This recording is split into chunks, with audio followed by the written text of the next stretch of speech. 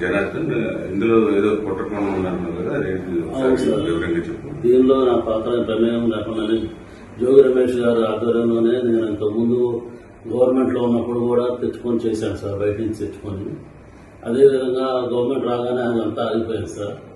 మళ్ళీ మొన్న TDP government రాగానే అవన్నీ ఆగిపోయింది సార్. ఏం చేయడం లేకుండా బాగా స్ట్రిక్ట్ అయిపోయేటప్పటికి ఇక నేను కూడా ఆగిపోయాను సార్ మొత్తం. ఆ తర్వాత మన ఏప్రిల్లో 2025 ఆ టైంలో మళ్ళీ జోగి రమేష్ గారు నన్ను కాంటాక్ట్ చేసి మాట్లాడదామంటే నేను వాళ్ళ తమ్ముడు ద్వారా మాట్లాడాను సార్. టీడీపీ గవర్నమెంట్ మీద ఏదో రకంగా మనం పనులు చల్లాలి, వాళ్ళు యాడ్ చేయాలి, మనకి అప్పుడు మైలేజ్ ఎక్కువ ఉంటుంది అని నువ్వు ఇంతకుముందు చేసేవాడు కదా, చేశారు కదా, వాళ్ళందరినీ మళ్ళీ పిలిచి లేలో పెట్టాను సార్. నేను ఇబ్రాహీంపట్నం అనుకున్నా సార్. తర్వాత నేను మా క్లాస్మేట్ జయచంద్రారెడ్డి తమ్ముడిపల్లి అని తెలిసేటప్పటికి చిత్తూరు జిల్లా, ఉమ్మడి చిత్తూరు జిల్లా వచ్చింది కాబట్టి ముందు అక్కడ ప్లాన్ చేద్దాం, చంద్రబాబు గారిని బ్యాన్ చేయడానికి అక్కడ చేద్దాము. ఇప్పుడు నేను అక్కడ వైన్ షాప్లో వాళ్ళకి వచ్చినాయి, వాళ్ళు చేసుకోలేకపోతే నేను తీసుకుంటున్నానని చెప్పి జోగి రమేష్ గారు చెప్పాను సార్. అయితే అక్కడే ప్లాన్ చేయాలని చెప్పారు. నేను అక్కడ లోపల అతను ఉన్న పాలగ సిద్ధాన్ని అతను పట్టుకొని అవన్నీ రూమ్ అద్దెకి తీసుకొని వేరే వాళ్ళ పేరు మీద అక్కడ సెటప్ అంతా చేశాను సార్.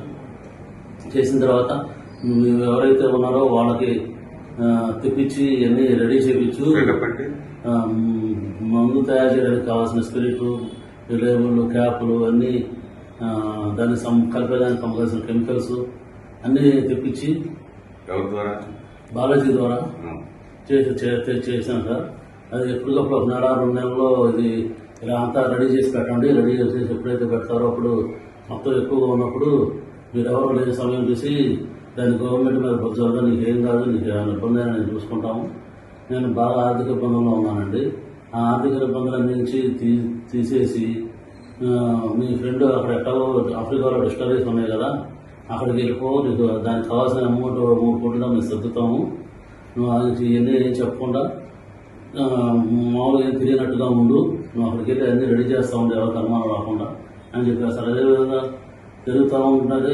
ఏ నెల అక్కడ కుర్రోడు కూడా వెళ్ళిపోతానంటే నేను గట్టిగా అడిగాను సార్, ఇబ్బంది అవుతుంది అని అడిగితే మొన్న సెప్టెంబర్ 20వ తారీఖు తర్వాత ప్లాన్ చేద్దాం, నువ్వు మీ ఫ్రెండ్ ఎక్కడున్నాడో కనుక్కో అంటే నేను కనుక్కుంటే ఆఫ్రికాలో ఉన్నానని చెప్పాడు సార్. అయితే నువ్వు కూడా ఆఫ్రికా వెళ్ళిపో, అతనితో టచ్లో ఉండు, నేను పెట్టుబడి పెడతానని చెప్పి కమిట్మెంట్ తీసుకో, మీకు ఇబ్బంది లేకుండా ఉంటుంది, మేము ఇక్కడ అడ్జస్ట్మెంట్ చేస్తాం, అమౌంట్ అంతా మీ బ్రదర్కి చేస్తాం, మీకు ఎటువంటి పరిస్థితులు ఏమీ ఇబ్బంది లేకుండా మేము చూసుకుంటాము, నువ్వు ఎట్లాగో ఇబ్బందులు పడ్డావు కదా, నీకు ఎందుకంటే ఇబ్బంది ఏం పడతావు, దాన్ని వెళ్ళిపో, అక్కడైతే నీకు అన్ని రకాలుగా ప్లస్ అయితే నీకు బాగుంటుంది. మాకు కూడా ఇక్కడ గవర్నమెంట్ మీద తప్పుడు ఆరోపణలు చేస్తే మాకు కూడా కలిసి వచ్చింది, మాకు కూడా మా వైసీపీ గవర్నమెంట్ కూడా కలిసి వచ్చింది అని కొన్ని రకాలు భయపెట్టి కొంచెం డబ్బు ఆశ చూపి అన్ని రకాలుగా చేశారు సార్ నన్ను. ఆ తర్వాత లాస్ట్కి ఇంకా 20 నేను టికెట్ బుక్ చేసుకున్నానని చెప్పాను సార్, 24 వెళ్తానికి. అప్పుడు 23 మళ్ళీ ఇంటికి రమ్మన్నాను సార్. ఇంటికి వెళ్ళాను సార్. నేను వాళ్ళ ఇంటికి వెళ్ళినప్పుడు అక్కడ లోకల్ నాయకులు జోగి రమేష్ గారు, జోగి రాము, నాగిరెడ్డి, స్వామి గారు అట్లా ఉన్నారు సార్. ఇంకా పిఏ రాము అందరూ ఉన్నప్పుడు ఒక నిమిషం మామూలుగా మాట్లాడి తర్వాత వాళ్ళందరినీ సెట్ చేసి వాళ్ళు వెళ్ళిపోయారు సార్. వాళ్ళు వెళ్ళిపోయిన తర్వాత ఇవన్నీ డిపార్ట్మెంట్ ద్వారా మన సురేష్ ద్వారా ఏలూరు జిల్లా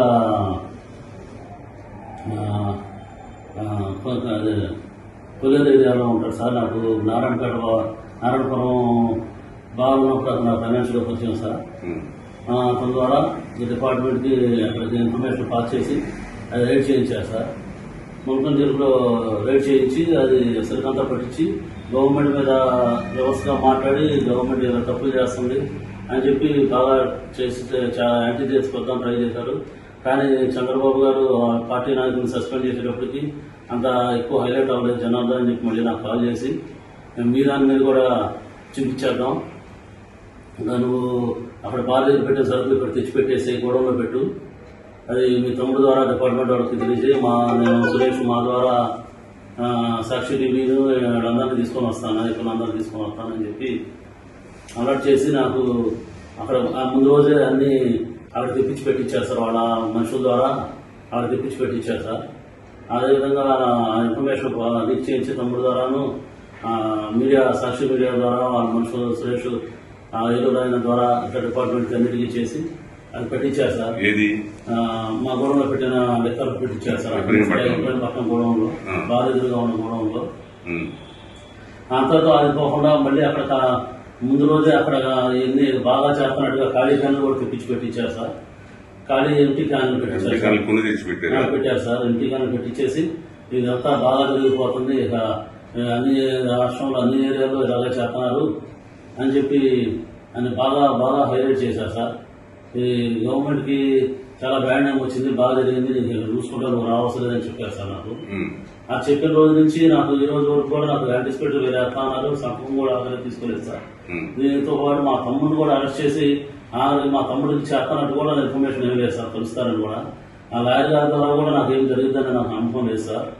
నాకు ఇవన్నీ అవ్వదని చెప్పేసి నేనే వచ్చి డిపార్ట్మెంట్ సహకరించి గవర్నమెంట్ మీద నా మీద జరిగింది, నేను వల్ల ఇబ్బంది పడింది అన్నీ చెప్పేసి ఇక డిపార్ట్మెంట్ గారు సహకరిద్దామని చెప్పి నేను వచ్చేసాను సార్.